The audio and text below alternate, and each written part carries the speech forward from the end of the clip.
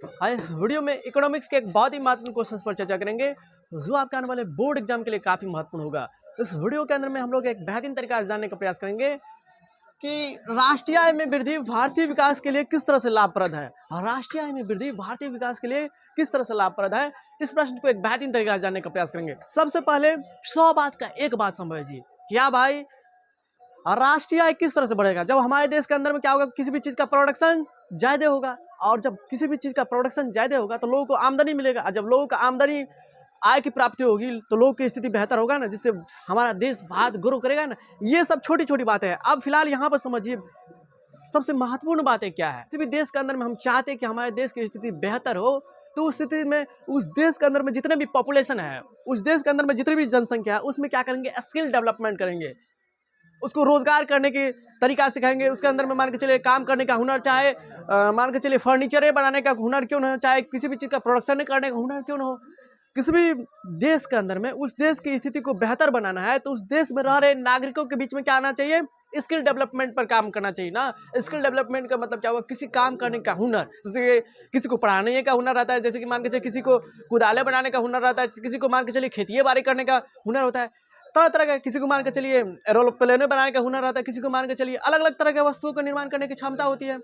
तो क्या हम आपको यहाँ पे बताने की कोशिश कर रहे हैं, हमारे देश की स्थिति कब बेहतर होगा, जब हमारे देश के अंदर में जितने भी युवा नागरिक हैं सभी नागरिकों को क्या मिलेगा, रोजगार मिलेगा। जब रोजगार मिलेगा तो उसमें बेरोजगारी दर कम होगा, जब बेरोजगारी दर कम होगा तो वहाँ पे क्या होगा, भ्रष्टाचार, आतंकवाद, ये जो धोखाधड़ी वाला चीटिंग वाला जो काम होता है वो रुकेगा। जब ये सब रुकेगा उस स्थिति में क्या होगा, हमारा देश आगे की ओर अग्रसर होगा। यही सब ना समस्याएं है हमारे देश के अंदर में। आज जो इतनी बड़ी पॉपुलेशन हो गया है, आज हम लोग इतने पीछे हुए क्यों हैं, इतने पिछड़े क्यों हैं? इसलिए है क्योंकि हम लोग को है जिस अनुसार से जनसंख्या है उस अनुसार से हम लोग को काम नहीं मिल रहा है, रोजगार नहीं मिल रहा है, उस पर स्किल डेवलपमेंट पे हम लोग ने काम नहीं किए, जिसके फलस्वरूप यहाँ पे है भारत में क्या है, बेरोजगारी की संख्या ज्यादा हो गया, बेरोजगार की श्रेणी में ज्यादा लोग खड़े हुए हैं। अब जब बेरोजगार वहाँ पे होगा तो जब अभाव रहेगा तो अभाव को पूर्ति करने के लिए लोग सब तो भ्रष्टाचार का सहारा लेगा ही, गलत तरीका से अपनी जीविका को चलाने के लिए प्रयोग करेगा ही। और जब गलत तरीका से सरकार के द्वारा नियम कानून का फॉलो नहीं किया जाएगा, जो है बेरोजगारी दर ज्यादा रहेगा, तो उस स्थिति में लोग गलत काम करेगा, असंवैधानिक काम करेगा। देश के अंदर में रह रहे नागरिक ही असंवैधानिक हो जाएगा तो देश का कभी भी तरक्की नहीं, देश का कभी भी भला नहीं होगा। उस स्थिति में आतंकवाद, भ्रष्टाचार, तरह तरह की समस्याएं देश के अंदर में गुजरने लगती है, और गृह युद्ध से देश जूझने लगता है। गृह संकट से अपने ही देश के अंदर में अपने ही जब मुद्दा को नहीं सुलझा पाता है, जिसके फलस्वरूप क्या होता है, जब अपने ही देश के नागरिक अपने ही सरकार के विरुद्ध में जब आंदोलन करने लगता है, उसे हम लोग कहते हैं गृह युद्ध। गृह युद्ध का मतलब क्या, अपना घर का युद्ध। और ये देश क्या है, अपना ही है, अपना ही नहीं। इस देश को हम अपना घर ही नहीं मान सकते हैं, मानते हैं, हम मानना भी चाहिए, हमारा घर हुआ।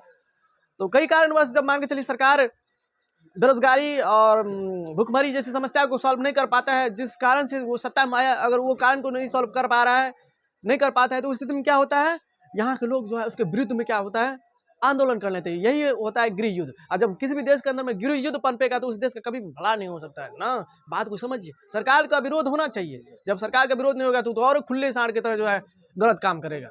बात को समझिए। तो आइए ना, यहाँ पे देखिए बोर्ड पर किस तरह से इसका आंसर लिखे हैं, इसको एक बेहतरीन तरीके से समझिए। देखिए, किसी भी राष्ट्र की संपन्नता अथवा विपन्नता, संपन्नता का मतलब क्या हुआ, मजबूती, और विपन्नता का मतलब कमजोरी, वहां के लोगों की प्रति व्यक्ति आय या संयुक्त रूप से सभी व्यक्ति के योग, जिसे हम लोग कहते हैं राष्ट्रीय आय, इसी के माध्यम से निकाला जाता है। यानी कि किसी भी राष्ट्र की संपन्नता का हम बढ़िया बेहतर है कि नहीं बेहतर है, विपन्नता का मतलब हमारी स्थिति खराब है, संपन्नता का मतलब हम बेहतर है, विपन्नता का मतलब हमारी स्थिति बेहतर है कि नहीं है, हम खराब है, किस तरह से हमारी स्थिति कमजोर है। इसके लिए उस देश के अंदर में रह रहे लोगों के बीच में प्रति व्यक्ति आय के योग से ही निकाला जाता है। प्रति व्यक्ति आय के योग का मतलब क्या हुआ, राष्ट्रीय आय से ही हम लोग को पता चलता है कि हमारे देश की स्थिति बेहतर है, मजबूत है कि नहीं है, कि हम कमजोर है दुनिया के सामने में। इसके बारे में इसकी आकलन प्रति व्यक्ति आय से ही निकाला जाता है, यानी कि इसका आकलन राष्ट्रीय आय से ही निकाला जाता है, इसी के माध्यम से जाना जाता है। यानी कि हमारे देश की स्थिति बेहतर है कि नहीं बेहतर है, मजबूत है कि कमजोर है, इसकी स्थिति का पता लगाने के लिए हम राष्ट्रीय आय का सहारा लेते हैं। राष्ट्र के विकास के लिए उस राष्ट्र की सीमा क्षेत्र के अंदर में, राष्ट्र के विकास के लिए उस राष्ट्र क्षेत्र की सीमा के अंदर में लोगों की उत्पादकता अथवा उनकी आय को बढ़ाने के लिए माध्यम से की जाती है, उनकी आय को बढ़ाने के माध्यम से की जाती है। राष्ट्र के विकास के लिए, उस राष्ट्र की, किसी भी राष्ट्र के विकास के लिए उस राष्ट्र के अंदर में रहने वाली लोगों के अंदर उत्पादकता स्तर बढ़ेंगे और इसके साथ ही साथ उसकी आय को बढ़ाने का प्रयास किया जाता है। किसी भी राष्ट्र के विकास के लिए यही ना, लोगों के अंदर मान के चलिए प्रोडक्शन होगा, प्रोडक्शन होने के साथ साथ लोग किसी भी फील्ड के अंदर में काम करेगा, सेवा क्षेत्र देगा, तो उसका भी इनकम बढ़ना चाहिए और प्रोडक्शन भी बढ़ना चाहिए।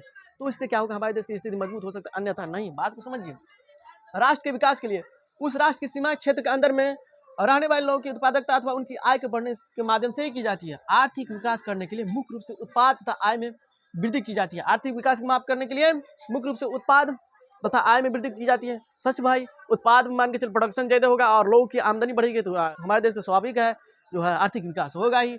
वस्तुओं का अधिक उत्पादन तथा व्यक्तियों की आय अधिकतम होने पर ही हम राष्ट्र के उच्चतम आर्थिक विकास की स्थिति पा सकते हैं। हाँ, किसी भी देश के अंदर में अधिक से अधिक प्रोडक्शन, जैसे चाइना के बारे में देखिए, चाइना का आर्थिक विकास इतना चाइना विकसित क्यों हो रहा है, क्यों हो गया है, इसके पीछे क्या लॉजिक है भाई? प्रोडक्शन के कारण से। प्रोडक्शन कहीं पर भी किसी भी देश के अंदर मान के चलिए, कहा क्वेश्चन क्या कह रहा है, क्वेश्चन कह रहा है राष्ट्रीय आय में वृद्धि भारतीय विकास के लिए किस प्रकार लाभप्रद है। तो राष्ट्रीय आय का मतलब, राष्ट्रीय आय नेशनल इनकम कब बढ़ेगा, जब उस देश के अंदर में क्या होगा, प्रोडक्शन ज़्यादा होगा। प्रोडक्शन ज़्यादा होने के साथ साथ उसको बेचेंगे तब आय की प्राप्ति होगी, स्वतः हमारे देश का जो है नेशनल इनकम बढ़ेगा। तो चाइना जो आगे बढ़ा है, इसके पीछे क्या लॉजिक है? वही फैक्ट्रीज है, वहाँ पे पूरा दुनिया के अंदर में कहीं पर भी अगर उत्पादन हो रहा है तो चाइना में भी उत्पादन हो रहा है बहुत बड़ी मात्रा में। तब न मान के चलिए किसी देश के अंदर में गया वीवो, ओप्पो या कोई भी सामान उस देश के जो है बाजार को जो है तहस नहस करके दे, इतना ना प्रोडक्शन कर देता है, इतना ना प्रोडक्शन। और किसी देश के अंदर में घुसा, इस तरह से घुसा, सभी मार्केट को क्या करता है, तबाह कर देता है, उखाड़ फेंकता है ना। पहले क्या करेगा, देखेगा कि इसी तरह का वस्तु उस देश के अंदर में कितने प्राइस पर बिक रहा है और फिर सारे आंकड़ा लेकर के, सारे डाटा को कलेक्ट करके इस तरह से उस बाजार के अंदर में घुसेगा और इतना प्राइस को लोवेस्ट करेगा कि बाजार के अंदर में जितने भी उसी तरह के जो है उसने ना सब का उजाड़ पुजार के जो है अपना स्थान ले लेता है ना। यही है चाइना का, इसलिए चाइना इतना डेवलपमेंट हुआ है, क्योंकि जब प्रोडक्शन होगा तो लोगों के अंदर में क्या होगी, रोजगार उत्पन्न होगा। और जब रोजगार उत्पन्न होगा तो बेरोजगारी खत्म होगा। जहाँ पर बेरोजगारी खत्म करने पर सरकार का ज़्यादा ध्यान रहता है, इसका मतलब समझिए उस देश की स्थिति बेहतर होगा। जब लोग बेरोजगार नहीं रहेगा तो उस स्थिति में लोग काम करेगा, लोग काम करते रहेगा तो लोग के अंदर में गंदा विचार आएगा। लोग के अंदर ये ऐसा कहा जाता है ना, खाली दिमाग शैतान का। आप ही मान के चलिए पढ़िएगा नहीं, मेहनत नहीं कीजिएगा तो उस स्थिति में तरह तरह के गंदी नेगेटिव थॉट्स आते रहेगा, हमेशा आते रहेगा। तो उस स्थिति से बचने के लिए आपको काम में लगना पड़ेगा ना।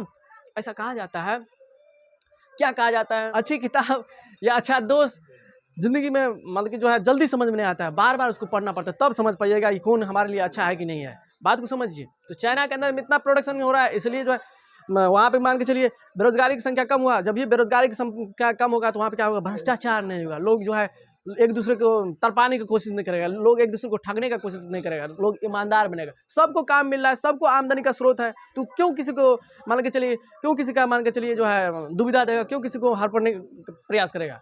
नहीं रहता है तब न कोई मान के चलिए जो है किसी को साथ अन्याय करने की कोशिश करता है। जब सबको रोजगार है, सबको आमदनी उसी तरह से मिल रहा है तो सब खुशहाल है। इस तरह से देश का तरक्की होगा। इसलिए चाइना आज तरक्की के रास्ते पर तरक्की हो भी गया है। बात को समझिए। वस्तुओं का अधिक उत्पादन तथा व्यक्तियों की आय का अधिकतम होने पर ही हम राष्ट्र के उच्चतम आर्थिक विकास की स्थिति को पा सकते हैं। राष्ट्र की उच्चतम स्थिति को पाने के लिए हम लोग के देश के अंदर में वस्तुओं तथा आय के उत्पादन में बढ़ाना होगा। अतः हम यह कह सकते हैं कि राष्ट्रीय आय और प्रति व्यक्ति आय ही राष्ट्र के आर्थिक विकास का मापदंड है। यही होता है मापदंड, राष्ट्रीय आय और प्रति व्यक्ति आय ही आर्थिक विकास, हमारे देश के आर्थिक, किसी भी देश के आर्थिक विकास का मापदंड होता है ना। इसी से पता चलता है हमारे देश का हैसियत क्या है। राष्ट्रीय आय और प्रति व्यक्ति आय में परिवर्तन होने पर इसका प्रभाव लोगों के जीवन स्तर पर पड़ता है ना। बात को समझिए। राष्ट्रीय आय प्रति व्यक्ति आय में परिवर्तन, अब किसी देश के अंदर में राष्ट्रीय आय कम है, प्रति व्यक्ति आय कम है, इसका मतलब क्या हुआ, उसका जीवन, उस देश के अंदर में रह रहे नागरिकों के बीच में कम सुविधाएं, बेहतर सुविधाएं नहीं मिल पा रहे। बात को समझिए। हमारे देश के अंदर में, हमारे देश का भला कब होगा, जब हमारे देश के अंदर में रह रहे नागरिकों के बीच में प्रति व्यक्ति आय बेहतर होगा। प्रति व्यक्ति आय बेहतर करने के लिए लोगों को रोजगार की संख्या देना पड़ेगा, लोगों को बेरोजगारी की दर से मुक्त कराना पड़ेगा। जब भी लोग बेरोजगार दर से मुक्त होगा तो उसमें उसका प्रति व्यक्ति आय बढ़ेगा, जिससे क्या होगा, हमारे देश का विकास होगा। राष्ट्रीय आय में वृद्धि भारतीय विकास के लिए किस तरह से मापदंड है, यही इसका आंसर हो गया। राष्ट्रीय आय में वृद्धि होने से, प्रति व्यक्ति आय में वृद्धि होने से लोगों के अंदर में बेरोजगारी की संख्या कम होगी, बेरोजगार लोगों की संख्या कम होगी, जिससे उस देश के अंदर में भ्रष्टाचार मुक्त शासन व्यवस्था आएगी, जो लोगों को अग्रसर आगे बढ़ने में मदद करेगी और जिससे हमारा देश भारत भी विकसित की ओर आगे बढ़ेगा, अग्रसर होगा। तो हम ये आशा कर सकते हैं कि आप लोगों ने इसको एक बेहतरीन तरीके से समझ होंगे। सब बात का एक बात समझिए, क्वेश्चन क्या कह रहा है, राष्ट्रीय आय में वृद्धि भारतीय विकास के लिए किस तरह से लाभप्रद है। हाँ भाई, राष्ट्रीय आय में वृद्धि तथा प्रति व्यक्ति आय में वृद्धि से ही किसी भी देश की स्थिति बेहतर हो सकता है। इसके लिए उस देश के अंदर में अधिक से अधिक मात्रा में प्रोडक्ट्स उत्पादन होना चाहिए और अधिक से अधिक मात्रा में आय की प्राप्ति होना चाहिए। जब ये अधिक से अधिक मात्रा में प्रोडक्शन होगा तो उसके कारण से भारी संख्या में लोगों को रोजगार मिलेगी और जिससे बेरोजगारी की दर में कमी आएगी। जब ये बेरोजगारी की दर में कमी आएगी तो लोगों के अंदर में खुशहाली आएगी, लोगों के अंदर में भ्रष्टाचार खत्म होगा, लोग जो है अपने कामों में लगेंगे, बिजी रहेंगे, व्यस्त रहेंगे, जिसके वजह से क्या होगा, हमारे देश की स्थिति बेहतर होगा। तो ये इतना बात, सब बात का एक बात, इतना बात समझिए और इसी के आधार पर आप सोचने का प्रयास कीजिएगा और लिख सकते हैं। जब सोचना स्टार्ट कर दीजिएगा, सोचने के लिए सीख जाइएगा तो आप लिख सकते हैं इसके बारे में। तो चलिए दोस्तों, फिर मिलेंगे नए वीडियो में नए कंसेप्ट के साथ।